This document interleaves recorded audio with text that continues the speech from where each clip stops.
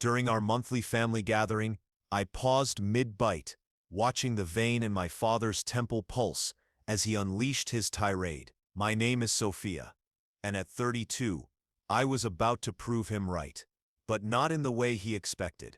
It had started innocently. Aunt Margaret praised my recent humanitarian work in rural communities, an effort my father always dismissed as pointless charity. When she said she was proud that an Anderson was finally doing meaningful work, he snapped. Meaningful, he scoffed, his face reddening.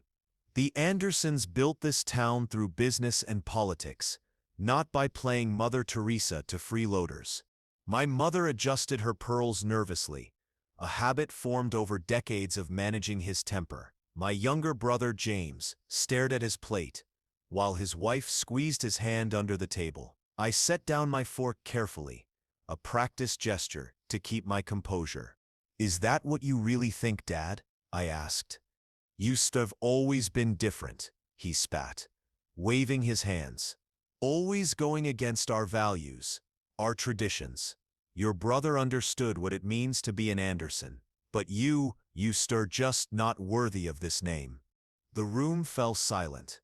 In another family, this might have been the moment for tears or dramatic exits, but I had been waiting for this moment for 6 months, ever since I discovered the truth in Grandmother Eleanor's old diary. I smiled and reached for my bag. "You know what, Dad? You're right," I said calmly. "I'm not worthy of the Anderson name, because I'm not actually an Anderson." The room went still. My mother's face went pale, her hand frozen mid-pearl adjustment. "What are you talking about?" my father demanded, his voice uncertain. I opened a sealed envelope slowly. "Remember last spring, when Grandmother Eleanor passed, and I helped clean out her attic? I found her diaries. She had quite a story to tell about the summer of 1990. My mother's water glass slipped, spilling across the imported tablecloth. Nobody moved to clean it up. "That's enough." My father stood so abruptly his chair toppled. "The DNA test results in this envelope say otherwise." I continued steadily. "Would you like to tell everyone about Thomas Bennett, or should I?" The name hit him like a physical blow. He staggered, gripping the table. My mother's face went ashen. "Who's Thomas Bennett?" James asked, confused. "Mom Stott's first love," I said, meeting my mother Sepp's wide-eyed stare. "The man she was still seeing 3 months into her marriage with Dad. According to Grandmother Eleanor Sepp's diary, he is actually my biological father." Chaos erupted. Aunt Margaret gasped. Uncle Peter recited Bible verses about sin and redemption. James just sat there, processing that his perfect family wasn't so perfect. I slid the envelope toward my father. "So when you say I don't deserve the Anderson name, you're right. I never had it to begin with." The grandfather clock ticked loudly, emphasizing the silence. My father stared at the envelope, hands trembling. "This is impossible," he muttered, fumbling with the seal. Lying. Always been a troublemaker, trying to ruin our family Sepp's reputation." I watched as he scanned the DNA results. The test was clear. I shared no genetic markers with the Andersons. Instead, there was a 99.9% match with Thomas Bennett's family. "Where did you get this?" he asked hoarsely. After finding Grandmother's diary, I contacted Thomas's daughter, my half-sister, via social media. She agreed to a DNA test. "We look remarkably alike," I explained. Aunt Margaret leaned in, eager for drama. I pulled out the worn leather diary. Eleanor knew everything, and tried to persuade Mom to tell the truth. Some people prefer comfortable lies over uncomfortable truths. "Sarah," my mother looked my father in the eye for the first time. "Thomas was kind, gentle. Everything you weren't," she said softly. James pushed back from the table. "I can believe this. All those years preaching family loyalty, it was all based on a lie. The Andersons gave me security," Mom continued, "position and respect. I did what I had to do. What you had to do, I repeated. You let me grow up feeling like an outsider. Every time Dad criticized me for not being a true Anderson, you stayed silent. You knew why I never fit in. Uncle Peter, out of biblical quotes, cleared his throat. Perhaps we should pray, he suggested. Oh, shut up, Peter, Aunt Margaret snapped. This isn't set something you can pray away. My father slammed his fist on the table. None of this leaves this room, he ordered. The Anderson name still matters, and I once have it tarnished by. By what, Dad? I interrupted. By the truth, your wife Sep's affair, or by the fact that you Sep spent 32 years pretending to be something you Sep are not? He turned to me, rage twisting his face. You ungrateful. No. I've had enough, I said, standing. You don't get to call me ungrateful, or anything else. I have not your daughter. I have not worthy of your name. The room fell silent as I gathered my things. James reached for my hand, but I gently pulled away. This wasn't his burden. Pausing at the dining room door, I announced, I've already contacted Thomas. He's been waiting 32 years to meet his daughter, and he's dedicated his life to helping others too. A doctor serving underserved communities. My mother made a small choked sound. So you were right all along. I looked at my father. I stem not an Anderson. I never was. And for the first time, I stem thankful for that. The grandfather clock chimed 7 times, ending another perfectly planned Anderson dinner. But this time, there were no polite goodbyes.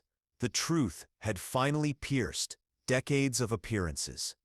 As I walked to my car, I heard muffled shouting from inside. My father's voice, once intimidating, now sounded small and desperate. I dialed a number I'd memorized, but never called. Hello? A warm voice answered. Thomas. It's Sophia. I told them everything. Are you okay? He asked. I looked back at the house, where I always felt out of place. Yes, I said, surprising myself. I think I finally am. 6 months later, I stood outside a small cafe in Portland, Oregon, my heart racing. Through the window, I saw Thomas Bennett at a corner table. He looked exactly like his photos, tall, gentle-eyed, with silver-streaked dark hair, just like mine. The fallout from the revelation had been predictable. Robert Anderson tried to suppress it with threats and money, but the family Sip's image had already cracked. James called the next day. I always wondered why Dad was harder on you. Why nothing you did was enough. I should have stood up for you. It wasn't your battle. You didn't no, I said. You still my sister, Sophia. DNA doesn't change that. His words meant more than any inheritance ever could. My mother left voicemails pleading for understanding, explaining she had been trapped in a loveless marriage, and Thomas had been the only person who saw her for who she was. I didn't respond. 32 years of silent complicity couldn't be erased. Taking a deep breath, I entered the cafe. Thomas looked up and smiled warmly. We have the same dimples, he said. Sophia, he paused briefly, then opened his arms. I stepped into his embrace, feeling at home for the first time. I sup and sorry, he whispered. I wasn't there. Your grandmother told me it would be better if I stayed away. We sat down, trying to contain decades of emotions. I followed your work, he said, showing me a folder of newspaper clippings about my humanitarian projects. My vision blurred. All those years, I thought my choices went unnoticed. Some had been silently cheering me on. Your sister Emma wants to meet you too, he added. She Sip's a social worker in Seattle. When you you're ready. I smiled through tears. I stepped like that. Our conversation filled in 32 years of missed moments. I learned that helping others was a core Bennett trait.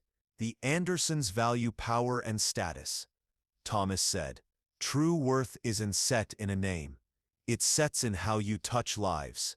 A text from Robert Anderson buzzed on my phone. The family name will be ruined if this gets out. Name your price to stay quiet. I showed Thomas, who shook his head. He doesn't set understand, I said, deleting the message. You can set by truth or family. Thomas squeezed my hand. No, you can sit, but you can build it, nurture it, choose it. That evening I looked through old photos, sending one to James' still siblings by choice. Then I wrote to Robert Anderson. You were right. I'm not worthy of your name, but I am worthy of truth, love, and a family that values character. I'm worthy of the Bennett name. For the first time, I felt complete, not because of a name, but because I finally knew who I truly was. My phone lit up with a message from Emma. Family dinner next Sunday. Your place is set. I smiled. Robert Anderson was right. I didn't deserve his name, but I had found my own truth, my own path, and my own family. Sometimes, the families we choose are more real than the ones we're born into. And sometimes, proving someone right about who you're not helps you discover who you truly are.